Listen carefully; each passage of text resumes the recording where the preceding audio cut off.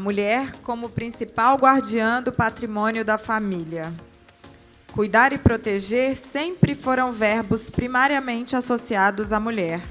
Pensando em características complementares, homens e mulheres trabalhando em conjunto contribuem para uma abordagem mais equilibrada e ampla dos investimentos familiares. Educação dos filhos, cuidados com a saúde, viagens, imóveis para morar e descansar são exemplos adicionados às decisões de investimentos pelas mulheres. Vamos ouvir mais sobre como a mulher protege a família e seu patrimônio, papel imprescindível na dinâmica atual. Eu chamo ao palco a Mariana Oiticica, sócia do BTG Pactual.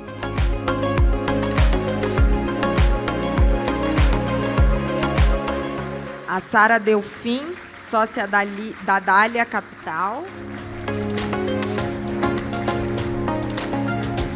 A Ellen Stetter, Strategy Manager da Ágora. E a moderadora vai ser a Flávia Andrade, sócia da Tosini Freire. Olha, um painel só de mulher. Finalmente.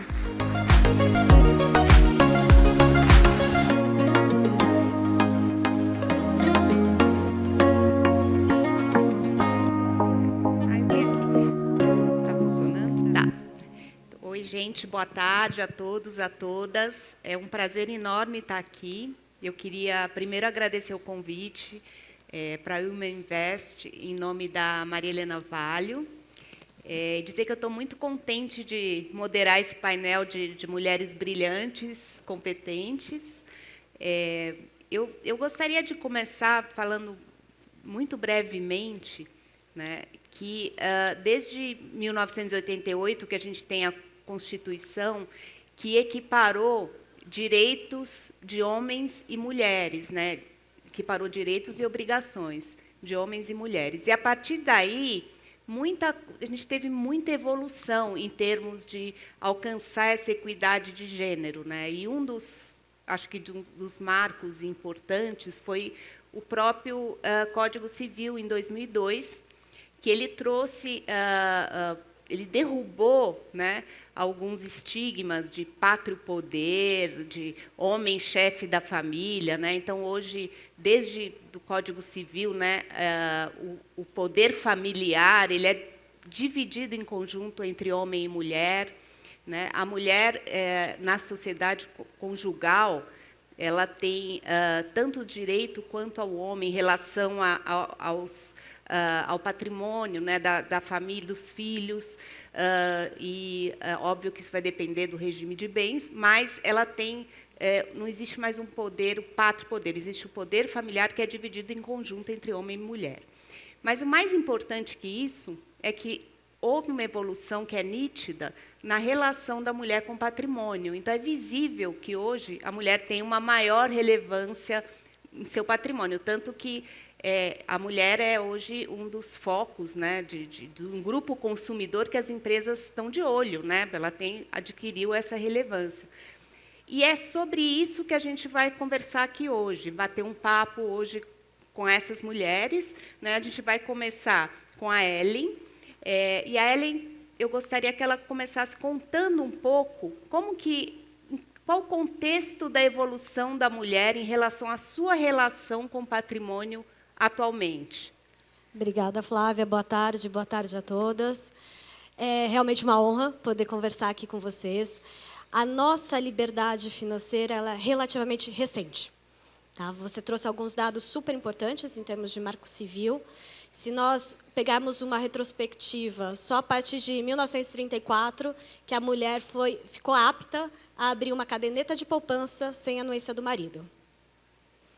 Em 74, que foi permitido a ela utilizar um cartão de crédito. Então, é muito recente.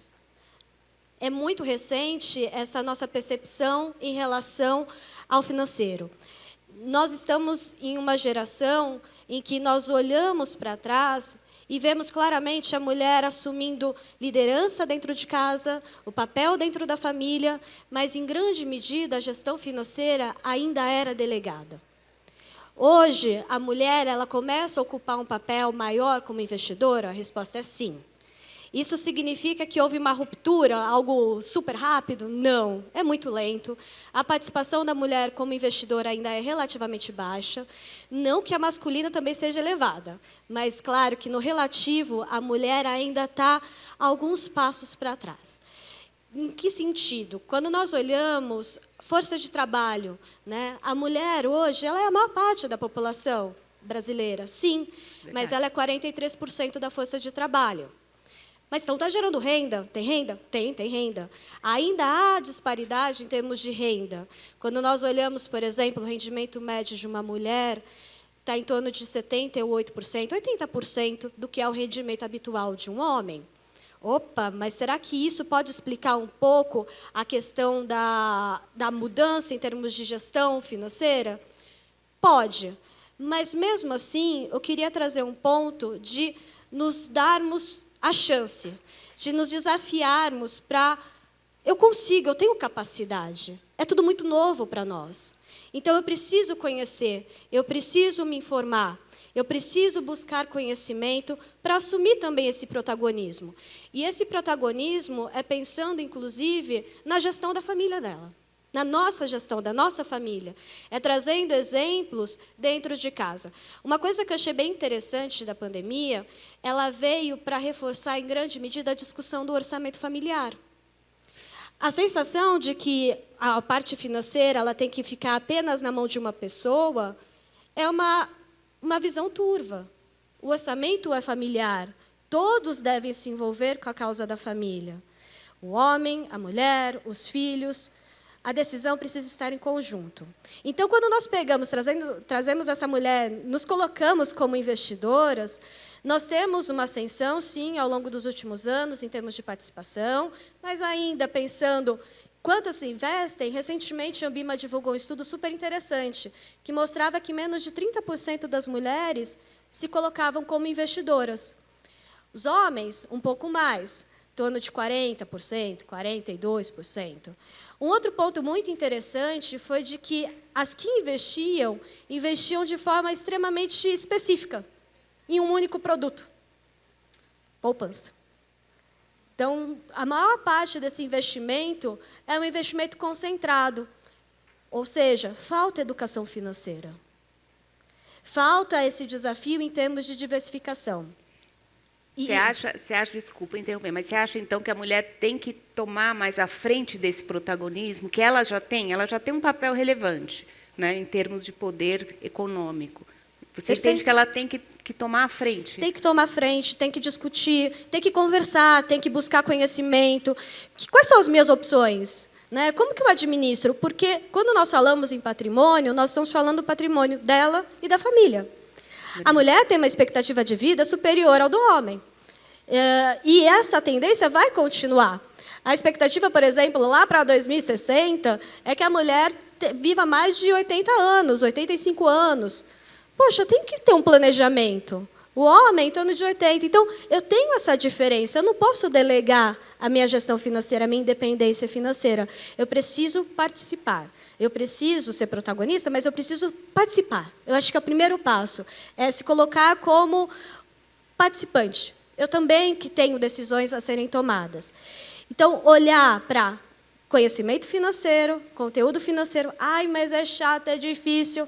Gente, a gente passa por tanto desafio na vida. Cuidar do próprio recurso, do próprio dinheiro. Olha a dor de cabeça que vocês estão poupando no futuro. E é importante, porque eu comecei falando aqui nesse painel, na minha introdução, da busca pela igualdade, mulher e homem, que ainda a gente tem um longo caminho para chegar lá. Mas você ser relevante também, ser protagonista financeira da tua vida, isso é um passo importantíssimo para alcançar a igualdade de direitos, né? Independência financeira, exigir direitos e se igualar, alcançar essa equidade de gênero, né? Então, é um instrumento. Sim. Esse fortalecimento financeiro é um instrumento para você exercer seu direito de igualdade também, né? É uma via fundamental. E aqui vale não só para quem já tem um patrimônio estabelecido. Já vale para construir o patrimônio. né? Então, hoje o mercado financeiro ele também está amadurecendo, assim como a própria população, e nós temos diversos instrumentos que, independente do ticket de entrada, é acessível. Tem diversos instrumentos para qualquer tipo de objetivo, prazo, apetite a risco. Então, você consegue acessar e começar seu patrimônio. Nós temos diversas vertentes. Tem quem não tem, quem está construindo e quem quer manter. E aí eu queria também escutar um pouco da Mariana, justamente quando eu penso manter o patrimônio, ou como que eu penso no legado para minha família, para os meus entes queridos. O que tem de possibilidade nessa história? É bacana. Eu trabalho no banco já há 17 anos e um pouquinho, e antes eu trabalhava com a Flávia, então foi uma coincidência muito bacana. Trabalhava em planejamento patrimonial. E o que é que a gente viu de evolução nesses últimos anos, né? A mulher, ela no começo, né, quando a gente começava a fazer planejamento patrimonial lá há 19 anos, há 20 anos arredondando, o que a gente via é que havia o falecimento, por exemplo, do marido, ela imediatamente passava a gestão para o filho, que tinha 18 anos de idade, que tinha acabado de sair da escola, que sabia pouco ou quase nada de investimento financeiro. Hoje mudou um pouco, mas ainda há, com uma certa frequência, esse modelo, né? Ou seja, a mulher, uma vez que ela se separa, ela busca o irmão, ou busca o filho, ou busca alguma figura masculina para cuidar dos seus recursos. Só que investimento requer um pouco de conhecimento, mas requer muito bom senso. E a gente tem isso a dar de sobra, né? As mulheres têm bom senso, em geral. Então, investir é basicamente ter as informações corretas, compreender as informações e começar aos poucos. E você pode começar da forma que muitas vezes falam, né, que as mulheres são mais conservadoras. Não é que elas são mais conservadoras, elas começam a investir por onde elas conhecem. E, normalmente, elas conhecem o que é seguro. E, a partir daí, o que a gente vê no banco é, uma vez que as mulheres elas vão aprendendo sobre investimentos, elas começam a fazer investimentos mais arriscados e aí adaptam ao seu perfil de risco que ela vai conhecendo ao longo da jornada os seus investimentos, o seu portfólio de investimentos. A mulher ela não tem que ter vergonha de perguntar, né? O banqueiro, o assessor financeiro está lá para ajudar ela a escolher os seus investimentos, e essas perguntas elas são essenciais. E eu brinco que a primeira fase, né, do planejamento patrimonial, a gente vai falar um pouquinho aqui de planejamento patrimonial, mas a primeira fase do investimento, do relacionamento com qualquer assessor financeiro, com qualquer banqueiro, é o planejamento patrimonial. Por quê? Porque o planejamento patrimonial ele busca, primeiro, uma otimização fiscal. O que é isso? É você saber qual o veículo correto para você fazer o investimento. E isso vai depender, vai variar de acordo com o objetivo de cada família ou de cada momento de vida. Então, vou dar um exemplo. Se eu tenho 100 moedas, tá? E eu sei que eu não vou gastar 20 moedas nos próximos 10 anos. Então, 20 moedas vão ser usadas somente em caso de emergência. Essas 20 moedas, eu poderia, se eu tenho um perfil, né, de conservador, falar só de renda fixa aqui, mas aí depois você entra em ações. Se você tem um perfil conservador, você pode investir em títulos públicos, você pode investir em fundos de investimento aberto e você pode investir em previdência privada. São 3 veículos diferentes ou 3 instrumentos diferentes que você pode usar para fazer o investimento. No fundo de investimento aberto, você tem o come-cota semestral, né, que é o imposto de renda que você antecipa semestralmente. Com a taxa de juros nesse volume, você antecipar imposto semestralmente tem um impacto importante no seu investimento. Esse é o primeiro investimento. O segundo investimento é o título público. O título público não tem come-cotas em geral, a não ser que ele pague os juros semestrais ou anuais, enfim. E aí, nesse momento que você recebe os juros, você paga o imposto. O terceiro investimento é a previdência privada. Na previdência privada, você difere, adia o pagamento do imposto. Você não tem esse come-cota semestral. Só esse efeito faz com que, em 7 anos, 8 anos de investimento, com essa taxa de juros, obviamente, quanto maior a taxa de juros, menor o tempo, que a gente vai falar agora, em 7 anos de investimento, é como se você investisse mais um ano, sem aumentar o risco da sua carteira. Por quê? Porque aquele imposto que você deixou de pagar, você só postergou, mas aquele imposto que você postergou, você reinvestiu. E com a taxa de juros muito alta, isso tem um efeito relevante na sua carteira.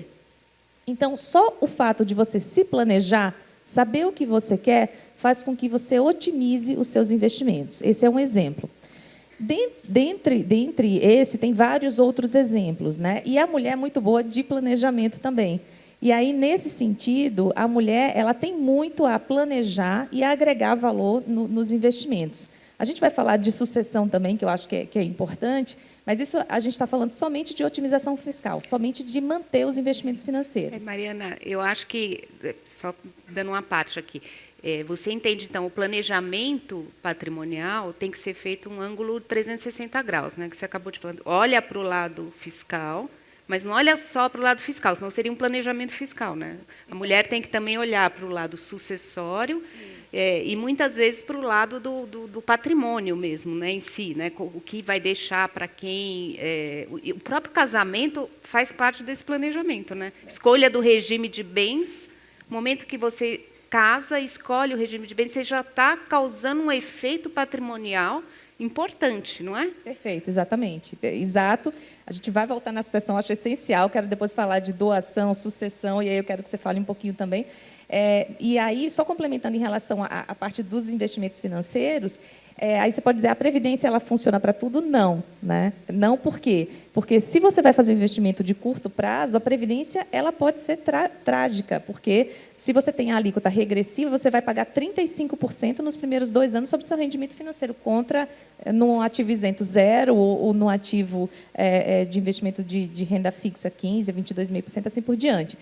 Mas, sem dúvida, eu quero voltar nesse gancho. Eu queria passar para a Sara agora, para que ela falasse um pouco dos tipos de investimento, né? Porque eu falei dos veículos, que são as 2 primeiras páginas do relacionamento com o assessor ou com o banqueiro, aí vem a parte de investimento financeiro em si. Bom, obrigada a todos, obrigada pelo convite, é um prazer estar aqui com vocês.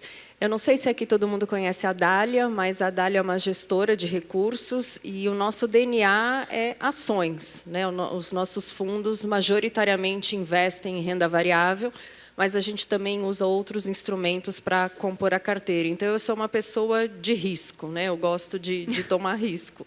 E eu sempre ouvi na minha carreira que mulher não sabe tomar risco.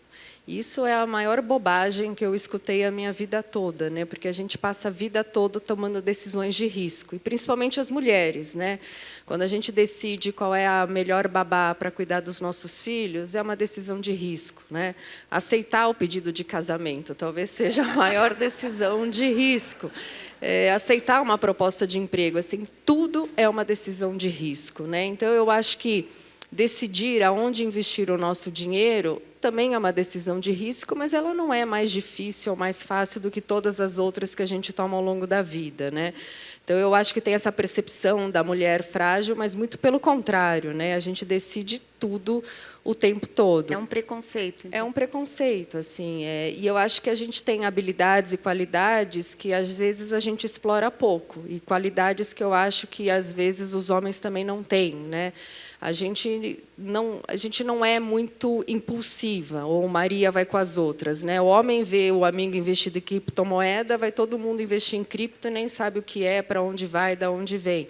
A gente é mais cautelosa, a gente é mais pé no chão, a gente é um pouco mais investigativa, estudiosa, a gente demora para tomar decisão, a gente quer se certificar de que a gente ali fez o checklist, né, de tudo que a gente precisa antes de tomar aquela decisão. Então, essa característica de ser um pouco mais cautelosa, eu acho que ajuda na decisão de investir. A gente tem um sexto sentido feminino, que eu acho que muitas vezes funciona, e a gente tem que escutá-lo, eu acho que é importante. Então, a gente tem assim, tudo que a gente precisa. E uma coisa que a Ellen falou, que é importante, antigamente não tinha conteúdo, né? Eu lembro quando eu comecei a trabalhar no mercado financeiro, eu tinha que chegar em casa para esperar o William Bonner, ou na época era o Cid Moreira, né? Não denuncia. O Cid Moreira, ele que dizia, a bolsa caiu, a bolsa subiu, o dólar aqui, o dólar ali, porque não é que você tinha a internet o tempo todo à disposição, ou todo o conteúdo o tempo todo. E hoje não. Hoje você está dirigindo para o trabalho, você ouve um podcast, você ouve especialistas do mercado financeiro falando de vários ativos. Porque se a gente for só olhar o que está no jornal, a gente vai querer ir embora do Brasil, né? Porque parece que só tem notícia ruim. E quando, na verdade, não. A gente está num momento de ciclo bom. Então, ouvir esses conteúdos nos ajuda muito. Então, a gente tem que usar desses instrumentos para ir se educando mais do que está acontecendo nos mercados, quais os melhores ativos, o porquê que as coisas se mexem para cá e para lá. Então, o mundo mudou muito. E isso é a nosso favor de poder ser médica, advogada, mãe, e, ao mesmo tempo, poder acompanhar o que está acontecendo no mercado financeiro, né? Mas a mulher investe em bolsas, normalmente? Como que ela investe em ação ou não? Ou ela é mais cautelosa? Como a Ellen comentou, não sei se você tem o dado aí, Ellen. 25% hoje dos investidores da Bolsa são mulheres. Nós estamos falando de 1 milhão de CPFs. 25? 25% dos investidores, mulheres. 1 milhão. Tá? Então, tem caminhado? Tem caminhado. Ainda é aquém do público masculino. Um ponto interessante, até estava conversando um pouquinho antes de entrar, que quando nós pegamos essa relação de mulheres na renda fixa, que é o Tesouro Direto, vamos olhar Tesouro Direto, que normalmente é uma porta de entrada para diversos investidores, esse percentual de mulheres já vai para 38%, para 28%. Então, você já dá um pulo ali quando você vai para a renda fixa na parte de mulheres. É um pouco do que nós estávamos conversando. Eventualmente, você entra para testar o mercado. Deixa eu ver o que eles estão falando, o que é isso? E a renda fixa acaba convidando realmente esse novo ingressante. Mas a renda variável ou qualquer outro tipo de ativo é importante fazer parte do portfólio. Não adianta da carteira, né? Não adianta olhar apenas para um produto. É muito comum nós ouvirmos o que está bom. Né? Legal tudo isso, mas aonde eu invisto mesmo? Como se nós viéssemos com um ponto específico na lista, investe neste produto. Não façam isso, tá? Olhe, não tem uma receita de bolo, mas o importante é nunca concentrem o investimento em um único ativo, em um único produto. Diversifique, que é o ponto que a Mariana comentou. Qual que é o teu objetivo? Qual que é o teu prazo para esse objetivo? Porque a depender do teu objetivo e do teu prazo, eu tenho um investimento super interessante, especialmente do ponto de vista tributário também. Então, é necessário, vamos fazer a lição de casa, vamos olhar quais são os meus objetivos, o que eu quero com esse recurso? Eu quero investir, eu quero para minha aposentadoria, a expectativa de vida está maior, e aí como vai ser lá no meu futuro? Não, eu quero uma reserva de emergência para o curto prazo.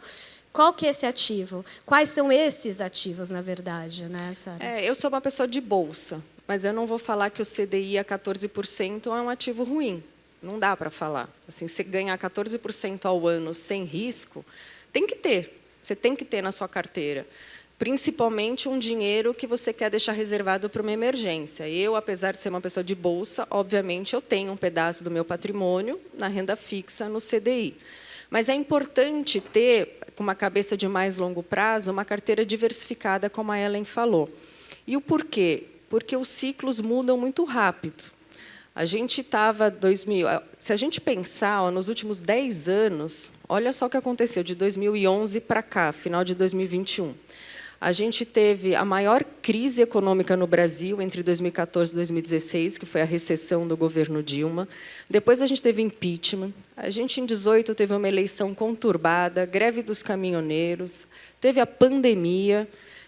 Teve choque do petróleo no passado, o mundo inteiro vivendo com uma inflação extremamente alta.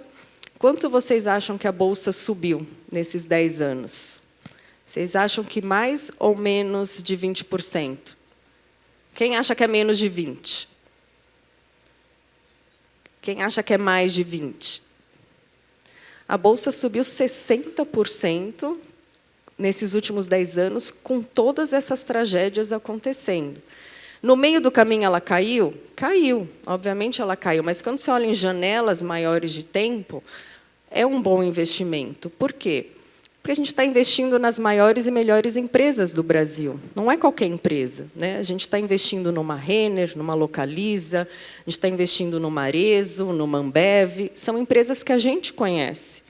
Então, Então, as maiores e melhores empresas são as empresas que estão na Bolsa. E a gente tem que ter um pedacinho do nosso patrimônio investido no futuro do Brasil, que é exatamente o conjunto dessas empresas.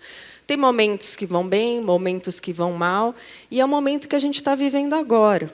A gente estava num ciclo bom de juro baixo, 2%, 3%, e, infelizmente, a pandemia e o choque do petróleo e a crise de energia trouxeram essa inflação para muito alta, a gente teve que subir os juros, que estão em 14%, mas, quando a gente olha para o meio do ano que vem, as projeções de inflação é cerca de 4%, com o juro a 14%. Assim, 14 menos 4, a gente está falando de um juro real de 10%. Está errado. Em algum momento, o juro vai começar a cair o ano que vem. E a Bolsa antecipa isso. Então, o timing é difícil, você acertar na mosca quando é que a Bolsa começa a subir e não para mais. Mas você tem que estar ali preparado um pouquinho para pegar, desde a largada, esse movimento de alta. Obviamente, uma carteira diversificada, olhando boas empresas. E é sempre bom ter dólar, né, Mari? A Mari que fala de patrimônio, com certeza, assim, acho que a gente tem que ter um pouco da nossa poupança também na moeda da maior economia do mundo. Os Estados Unidos hoje não estão na sua melhor forma por conta de inflação e juros, mas é o país que tem a melhor demografia, a melhor geografia, a melhor tecnologia. Então, a gente tem que ter também um pedacinho do nosso dinheiro em ativos no exterior. Então, assim, você tem um pouco de CDI, um pouco de bolsa, um pouco de moeda forte. E aí você navega bem, num horizonte aí de médio e longo prazo para proteger e rentabilizar o patrimônio, né? Eu até queria ouvir a Mariana também nessa questão de planejamento, porque não é só planejamento sucessório, é um planejamento para a sua vida, Então, assim, você tem que estar preparada para um divórcio. Como que eu vou ficar depois de um divórcio? Eu sempre falo para clientes, Tem que arrancar tudo do marido. Não falo isso. Mas eu digo o seguinte: para você casar, precisa de 2 assinaturas. Para divorciar, basta uma. Porque hoje o divórcio é um direito potestativo. Você pode ir lá e pedir o divórcio, ninguém vai te impedir. A partilha de bens é outra história. E é importante também se preparar para isso. A mulher ela tem que ter essa independência financeira, ser dona, gestora dos seus recursos e estar preparada para a vida, não só para a morte, não é só a sucessão, é para a vida também. Não, perfeito. E um ponto que a gente fala bastante, quando a gente fala com os nossos clientes, é que os investimentos eles acompanham esses ciclos da vida, que vão desde a constituição do patrimônio, montagem da empresa, preocupação, porque muitas vezes a preocupação do cliente, quando está empreendendo, é a questão de riscos. E se eu quebrar? O que é que acontece com os meus recursos? Tenho que ter alguma coisa lá fora ou não? Tenho que ter uma previdência ou não? Então, passa por isso. Passa por ciclos relacionados a eventuais divórcios, passa por sucessão também. E tudo isso a gente acompanha o cliente no dia a dia da constituição do portfólio, na manutenção do portfólio e na passagem do bastão.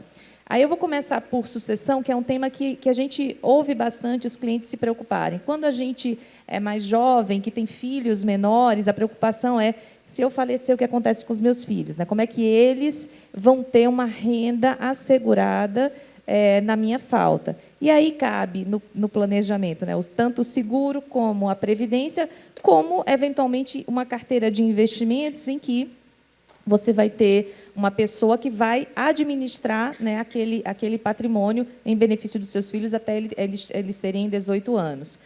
Num eventual divórcio, aí o regime de bens ele é fundamental, que a Flávia falou. Flávia, eu acho que valia você falar rapidamente, desmistificasse rapidamente o casamento de separação total de bens, que muita gente acha que o cônjuge não é herdeiro. Não, na verdade, a gente tem a escolha do regime de bens é livre do casal no momento que vai casar, e atualmente, muita gente escolhe o regime da separação total de bens, ou porque os dois são empresários, ou porque quer proteger patrimônio, enfim.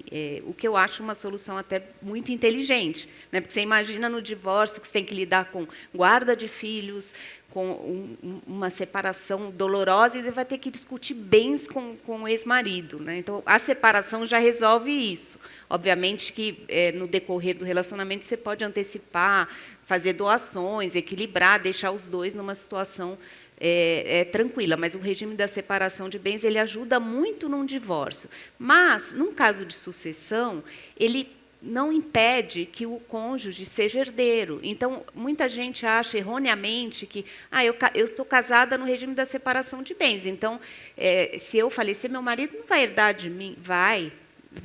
A separação é para a vida, é para o divórcio. Significa que, na morte, na sucessão, mesmo casado, o cônjuge vai ser herdeiro. A percentual que ele vai herdar vai mudar, dependendo do caso concreto. Mas, num caso clássico em que um casal tem 2 filhos e tem 100 moedas, né, como disse a Mariana, né, tem 2 filhos e tem 100 moedas. Essas 100 moedas, na morte de um dos cônjuges, vai ser dividida entre o cônjuge, 1/3 por cônjuge, 1/3 das moedas para um filho e 1/3 para o outro. Dá para mudar isso? Planejando. Né? Então, você pode fazer testamento, você pode fazer doação. No testamento, você pode usar a tua parcela disponível e aumentar o quinhão dos filhos e muitas outras coisas, né, Maria? Exato. E a previdência, os investimentos financeiros também são fundamentais nesse aspecto, que você pode usar uma previdência, pode usar um seguro de vida, pode usar uma série de outros instrumentos para atender, né, esse tipo de situação. Mas cada caixinha dessas pode ter um tipo diferente de perfil de investimento. Então, se você pensa, os investimentos de longo prazo, provavelmente, os investimentos de longo prazo, aqueles investimentos em que você não vai mexer, deveriam ser os mais arriscados. Deveriam ser aqueles que você vai aguentar a volatilidade, vai aguentar o momento do mercado. O que você acha, Ellen? Perfeito, concordo 100%. Quanto maior for o teu horizonte, maior deveria ser seu apetite ao risco. Um outro ponto importante, Mariana, que você comentou, cada ciclo de vida, durante o seu ciclo de vida, você pode ter perfis diferentes. Hoje eu posso ser mais conservadora. Poxa, estou grávida, né? E agora? Eu preciso poupar, planejar o futuro dos meus filhos. Sou mais conservadora. Amanhã não. Amanhã eu já estou mais tranquila, fiz a minha reserva de emergência, quero olhar um pouco mais para a minha aposentadoria no longo prazo, posso me descobrir mais arrojada. Ou mesmo, fui estudar, entendi como funcionam alguns mercados, quero experimentar. Então, o perfil do investidor, ele vai oscilar ao longo do tempo. Isso é um ponto importante, porque às vezes o pessoal fala, não, você é conservadora. Tá, então eu sou conservadora, isso é bom, isso é ruim. Calma. Se respeite. Não é um rótulo, né? Não é um rótulo. Não tem um rótulo. E é importante se respeitar. Como a Sara comentou, cuidado com aquela empolgação do final de semana. Fulano, Beltrano disse que é super legal esse investimento, também vou. Posso fazer só um parênteses? Todos os amigos só falam das vitórias, né? Das vitórias dos investimentos. Não vejo ninguém falando que perdeu muito dinheiro em bolsa, em cripto. Não. Todo mundo tem uma estratégia incrível, né? Então, respeite seu objetivo, o que eu quero realmente, qual que é o meu apetite ao risco, e faça essa carteira diversificada. E, justamente, olhando no longo prazo, essas oscilações no mercado, a janela mesmo que a Sara trouxe aqui da Bolsa, né? Se você pegasse apenas um recorte, 2 anos, falei, não é bem assim. Amplie essa janela, se permita, portanto, a essa volatilidade, né? Mas uma coisa, eu não sei se vocês concordam, mas a impressão que eu tenho é que as pessoas têm um ranço com previdência, né? Eu não sei se porque no passado a previdência era um produto muito dos grandes bancos e quando você olhava lá a rentabilidade você queria chorar, porque na média dava 70%, 80% do CDI. Acho que é importante falar que hoje você tem produtos de previdência que, inclusive, podem investir no exterior, né? O produto tem o mandato, né, de investir parte dessa poupança em ativos no exterior. Então, você consegue rentabilizar melhor, você consegue ter um retorno melhor. Não é mais aquele produto chato de bancão que não rende nada, mas você tem que ter, porque falam que você tem que ter. E tem uma característica boa, né, fiscalmente, que a Mari comentou, quanto mais tempo você fica investido, menos imposto você paga. E a questão que não deixa de ser uma herança sem imposto de herança, não é, Mari? Você não tem o ITCMD, né, que é o imposto de sucessão, que é aquele imposto que aqui em São Paulo é 4%, no Rio de Janeiro é 8%, em outros estados varia aí de 2% a 8%. Poucos os estados ainda cobram 2%. Então, a Previdência, ela hoje em dia, é um veículo, a gente chama de veículo porque é isso. Primeiro, você escolhe o seu objetivo, o veículo, e depois, dentro desse veículo, você vai escolher o seu o perfil de investimento, se é mais conservador, mais moderado ou agressivo. E aí, nesse ponto da Previdência, eu acho que o que aconteceu foi que a legislação mudou, então flexibilizou bastante, a concorrência veio, o que foi excelente, porque fez com que as taxas, tinha taxa de ingresso, taxa de portabilidade, tinham umas taxas muito altas que assim, eram terríveis. Além disso, a taxa de administração também era muito alta, e aí comia a rentabilidade dos fundos. Então, tanto a legislação, a regulamentação mudou, como o mercado mudou, o mercado se tornou mais competitivo, e isso fez com que o produto em si ele se tornasse mais interessante.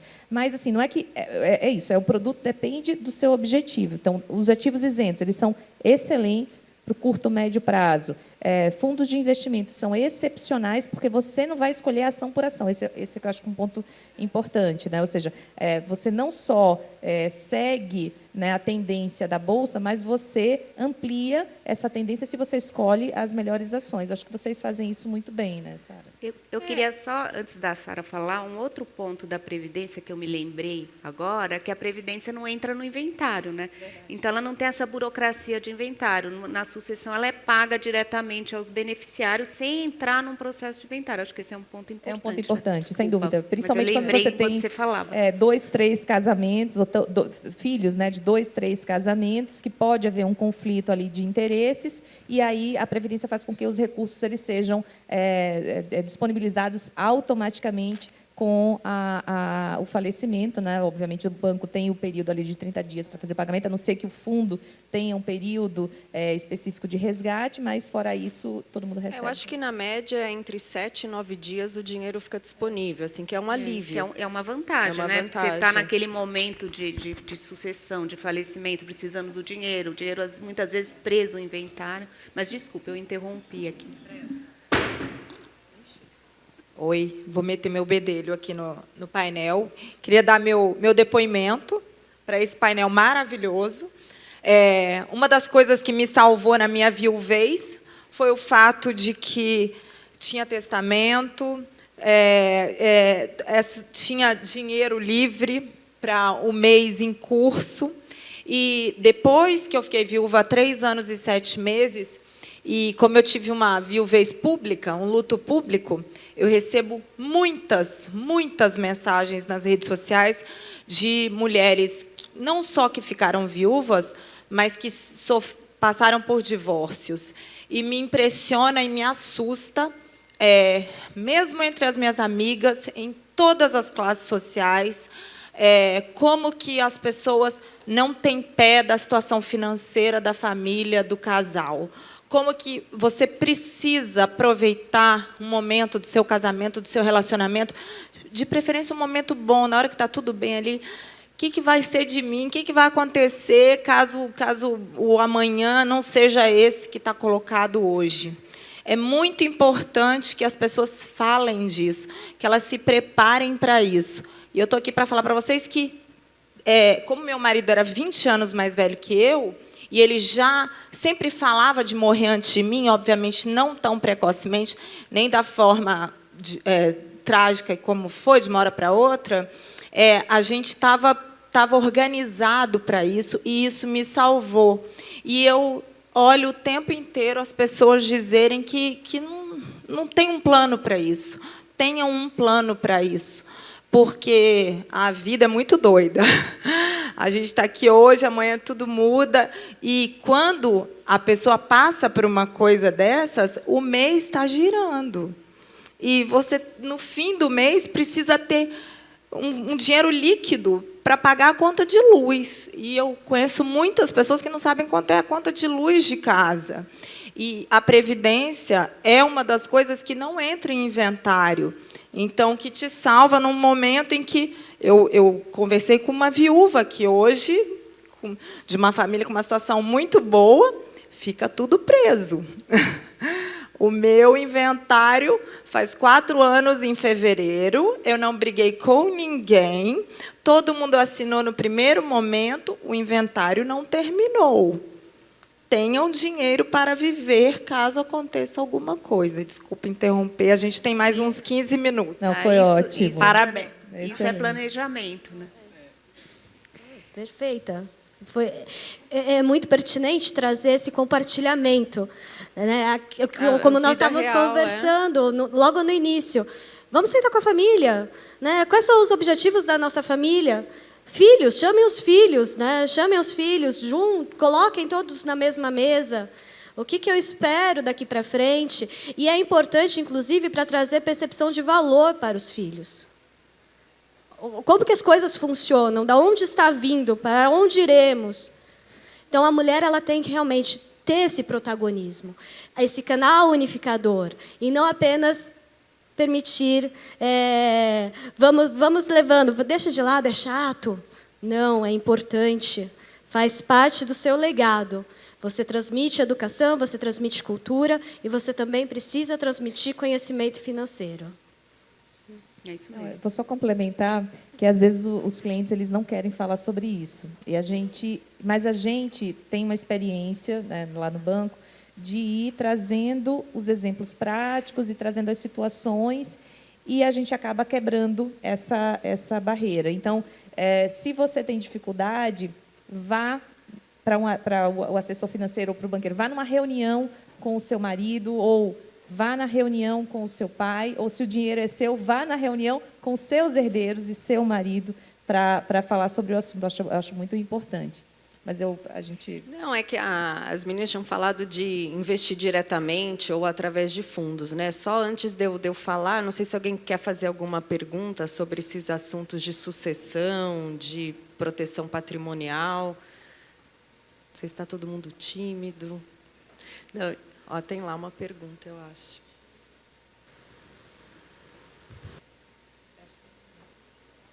Acho que dá para ouvir, vamos ver. Quer falar?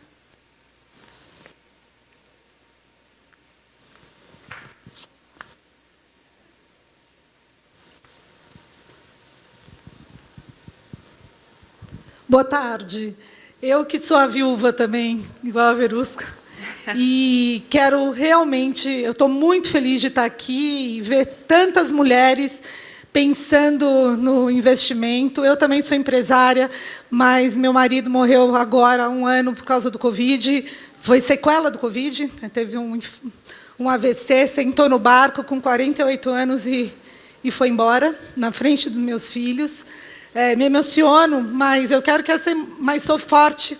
Graças a Deus eu sou forte, com 4 filhos, uma empresa e com 150 funcionários. Eu tive em 1 segundo, em Angra ainda, então ainda tive que mentir para os meus filhos, falando que ele estava vivo ainda, que estava indo numa ambulância para o hospital em São Paulo. E assim, eu falei que eu tenho que abrir uma empresa, vou fazer no jornal que todo mundo, não é só mulher, também homem, tem que fazer essa programação aí financeira, tem que saber a conta, tem que saber o que tem, gente, porque eu estou há 1 ano e meio com todo o meu dinheiro preso, todo o meu dinheiro preso. Tá? Então, assim, tenho que ficar dando satisfação para o juiz, tenho que fazer uma planilha para eles depois de 1 ano, começou a me reembolsar. Né? Eu falei que eu vou... Porque eu tenho um filho menor. Né? Então, assim, eu quase falei, eu vou deixar o meu filho com vocês e vocês me devolvem ele. Então, assim, se a mulher não tem o preparo emocional, para eu ter ideia, meus filhos disseram, se o papai tivesse vivo, ele tinha morrido já. Ele não ia aguentar o que você está aguentando, mãe. Então, assim... Não é questão de querer ou não querer, se não está gostando, não está gostando. É chegar para o marido e falar, é agora, negão. Põe aí, lindão, brancão, tudo isso, que hoje em dia a universidade fala negão. Mas, assim, escreve aí, coloca numa gaveta, coloca numa chave e guarda em algum lugar que, se você... Não tem jeito. Eu vivi a vida toda, desculpa tomar o tempo da palestra, mas eu acho que é super importante. Né? Mais um caso como a Verusca, de que realmente é importante a gente ser dona do nosso nariz, ser dono do nosso dinheiro. E aí uma pergunta que eu ia fazer, porque eu acho que é uma coisa para todo mundo, como eu já estou PhD, não adianta advogado, gente. Advogado, infelizmente, não adianta o que eu estou querendo dizer, tudo tem que ser vocês. Né? Vocês têm que reunir as contas, vocês têm que reunir... Precisam, sim, arrumar algum assessor financeiro. Eu não tenho condição de estar cuidando do meu patrimônio de 4 filhos, de uma empresa de 8 startups que eu tenho. Não dá. Né? Então, precisa, sim. Eles são sérios, eles conseguem... Eu, hoje, tenho uma assessoria de patrimônio, porque não dá. Né? O barato sai caro. Né? Quem fica rico é o advogado. Né? Desculpa, eu respeito os advogados, mas, infelizmente, é o caso e a questão de que, se vocês estiverem preparados, menos. Então, é previdência, é seguro de vida, que foi a coisa que eu tirei na hora. E o que eu queria que vocês falassem um pouco é sobre essa questão de patrimônio, de a parte de imobiliário versus... o dinheiro de banco também, que isso eu acho que é importante também, é sempre uma questão que eu vejo que todo mundo me pergunta, e offshore também, né? Que também é outra coisa, não sei se vocês podem falar sobre esse assunto, mas que também é importante. Tem muita amiga que tem dinheiro fora e não tem um testamento, e aí, então eu acabei ficando, eu explico, e é importante também, porque lá fora o dinheiro é 47% o imposto. Então, por favor, se vocês puderem, brigar. Força. Obrigada pelo seu depoimento. Qual é o seu nome? Alice. Obrigada, Alice. A gente ajuda bastante nesse planejamento. A sucessão, né? Quando você tem a sucessão imobiliária, a sucessão imobiliária ela pode enrolar ainda mais. Por quê? Porque se você, por exemplo, quer vender o imóvel, né, e você tem filhos menores, tem uma complicação adicional. Então, mundo ideal, aí depende muito do patrimônio. Né? Mas, se você tem investimento em imóveis, idealmente falando, você monta uma empresa imobiliária e faz a gestão desses imóveis via empresa imobiliária. Por quê? Porque você tem um diretor da empresa que na falta do diretor, vai ser você a diretora, ou vai ser fulano diretor, ou seja, a empresa continua funcionando. Você pode vender o imóvel, fazer liquidez, distribuir dividendos, pagar as contas. Então, você consegue gerir. Se você tem os imóveis diretamente na pessoa física, isso enrola e você vai precisar da decisão de um juiz e de um promotor também, se tiver filhos menores, até a finalização, né, do inventário, e depois depende um pouco da situação. Em relação ao offshore, é um ponto também importante, né? A Sara falou de investimentos no exterior. Os nossos clientes têm, normalmente, investimentos no Brasil, renda fixa, renda variável, private equity, e no exterior também. No exterior, você pode ter uma conta na pessoa física ou você pode ter uma empresa lá fora. E, quando você tem uma conta diretamente no seu nome pessoa física, os bancos, em geral, e o nosso banco também, permitem que você tenha uma conta como se fosse uma conta conjunta, ou seja, que na falta de um, o outro movimenta, o que dá uma segurança enorme. Se você não tem isso, você tem que ir a inventário lá fora. Então, você imagina você ter um inventário local e um inventário lá fora. E se você não tem testamento, normalmente, a depender da jurisdição, você tem que aguardar a finalização do inventário no Brasil para começar o inventário lá fora. Então, nesse caso da Verusca, no seu caso, por exemplo, né, vocês teriam que finalizar toda essa burocracia aqui no Brasil para começar lá fora. Então, por isso que eu falei que o planejamento patrimonial ele é a primeira página do relacionamento com o cliente. O que você é, quais são suas preocupações, para você dormir tranquilo, né? E, uma vez feito isso, você consegue fazer com que a sucessão ela corra de forma tranquila lá fora. Você falou imóveis, você falou offshore. Acho que foi isso, né? Foi isso, perfeito. Perfeito. Gente, eu temo que nosso tempo aqui está acabou praticamente. Tem 7 minutos ainda? Acho que a Sara pode falar da questão do então tá. né, Então vamos lá. Que tinha sido um ponto, né? Como a Ellen falou, tem 1 milhão de CPFs na bolsa, né? De mulheres, né? No total, acho que são quase 4 milhões, né? O que significa que pode ter muita mulher investindo diretamente em ativos na bolsa, que eu acho que é legítimo, né? Tem gente que gosta de acompanhar e que gosta de, né, escolher as ações. Mas tem complicações nisso, né? Quando existe a decisão de terceirizar essa decisão para uma gestora, que é o caso da Dália, é o que a gente faz, a gente pega o dinheiro do cliente e a gente decide quais são os ativos que a gente vai comprar. Eu vou comprar 30% de bolsa no Brasil, 30% de bolsa no exterior, vou comprar dólar, vou comprar petróleo, que hoje está um dos ativos, né? Desculpa. Um dos ativos mais caros do mundo, então a gente consegue fazer essa decisão por vocês. Por que é melhor? Não é que é melhor, mas qual que é a vantagem? Porque as coisas mudam dia a dia, né? Um dia você acorda e está lá que a empresa X anunciou vender o seu melhor ativo. Pô, é uma notícia ruim. A ação da empresa vai cair. Você, no seu dia a dia, no seu trabalho, não está acompanhando, não sabe nem o que está acontecendo, só vê a ação caindo. Mas existe uma explicação, existe uma correção. Então, a gente faz esse trabalho por vocês, né? Que acaba sendo o nosso trabalho 24/7, né? Investigar, de fato, o que cada empresa está fazendo para gerar valor, o que cada empresa está fazendo para pagar mais dividendo.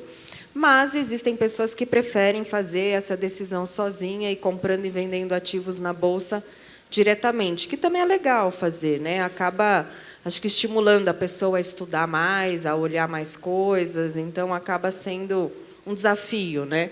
O bom é fazer um pouco dos dois, né? Mas o trabalho de uma gestora é esse, né? A gente tem um time de analistas setoriais, tem um especialista só de bancos, tem o cara que só olha o setor elétrico, tem gente que só olha o varejo, e no dia a dia a gente fica lá, no pé da companhia, tentando entender qual a estratégia, quanto vai crescer, o que não vai crescer, se o custo subiu, conversando, tentando entender, e às vezes numa ligação dessas com a empresa você escuta uma coisa que não é boa, e aí a gente consegue vender antes que essa informação às vezes acabe pegando o mercado de surpresa, né? Então a gente de fato faz um trabalho bem investigativo no dia a dia para tentar prever o futuro, né? O nosso trabalho é de fato prever o futuro e ver onde é que dá para ganhar dinheiro. Mas é isso. Mas a gente tem 3 minutos, se vocês quiserem encerrar. Sim, vamos encerrar. Eu queria agradecer muito. Eu acho que essas mulheres aqui já são um exemplo, né, de onde uma mulher pode chegar em termos de, né, saber cuidar dos seus recursos. E fiquei muito feliz de participar desse debate, muito esclarecedor. Queria agradecer todos e todas e o painel. Muito obrigada, Verusca, também. Obrigada. Acho que é Muito isso. obrigada. Obrigada, gente.